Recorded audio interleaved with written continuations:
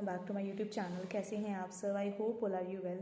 सो friends, आज की इस वीडियो में हम TTSB TGT नेचुरल साइंस के रिजल्ट की बात करेंगे जो 6-7 को एग्ज़ाम हुआ है। अब रिजल्ट कब तक आएंगे उसके रिलेटेड थोड़ी सी बात करेंगे।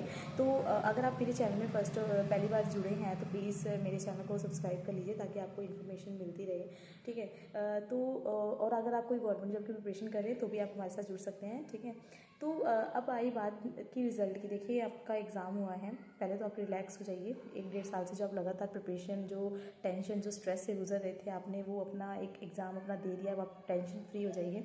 लेकिन क्या है ना कि एग्ज़ाम के बाद अब ये क्यूरियोसिटी बढ़ जाती है कि कट ऑफ क्या रहने वाली है, रिज़ल्ट कब तक आएगा।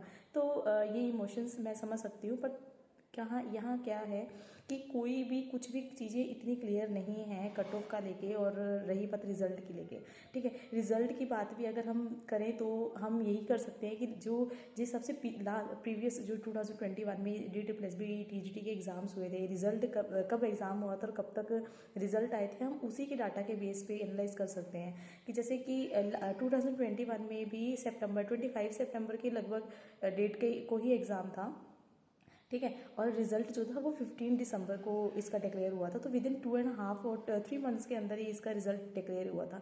देखिए, एग्ज़ाम होने के बाद सीधा रिजल्ट नहीं डिक्लेयर होता है। रिजल्ट एग्ज़ाम होने के बाद पहले इसकी एक वो आती है जिसे हम कहते हैं कि आंसर की, राइट। आंसर की आएगी, आंसर की आने के उसमें फर्स्ट आंसर की में तो यही होता है कि आंसर्स क्वेश्चंस रहेंगे और उसके आंसर्स रहेंगे जो आपकी शीट में आए थे।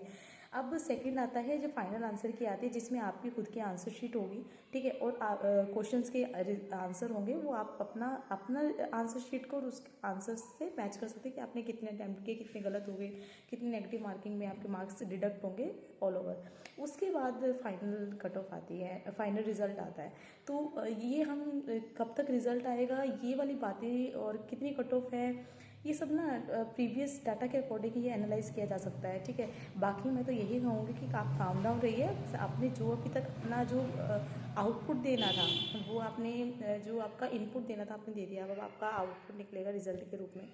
तो यही कहूँगी, काम डाउन रहिए, अपनी प्रिपरेशन विद इन 2-3 या 1 हफ्ते की अपने रिलैक्स लीजिए। उसके बाद अपनी प्रिपरेशन दूसरे एग्ज़ाम्स जो हैं, जैसे LT ग्रेड का आपने यूपी में आई थी वैकेंसी, उसकी फॉर्म्स फिल किए होंगे तो आप उसकी प्रिपरेशन कंटिन्यू कीजिए, क्योंकि सिलेबस आपका जो सब्जेक्ट के अकॉर्डिंग है वो आपका अच्छी कमांड हो चुकी है, जिस हिसाब से आप TTSB का एक लेवल था, ठीक है। तो अपनी कंटिन्यू रखिए प्रिपरेशन, और अपनी प्रिपरेशन को मतलब डाउन मत होने दीजिएगा, ठीक है। सो कहते हैं ना कि बढ़ते चलेंगे तो हमारी चीज़ें वो हैं कंटिन्यू और फ्रेश बनी रहेंगी, तो वही बात है। सो आई होप आपको ये वीडियो अच्छी लगेगी फ्रेंड्स। अगर नेक्स्ट इन्फॉर्मेशन कोई भी आती है मैं आपको ज़रूर शेयर करूँगी।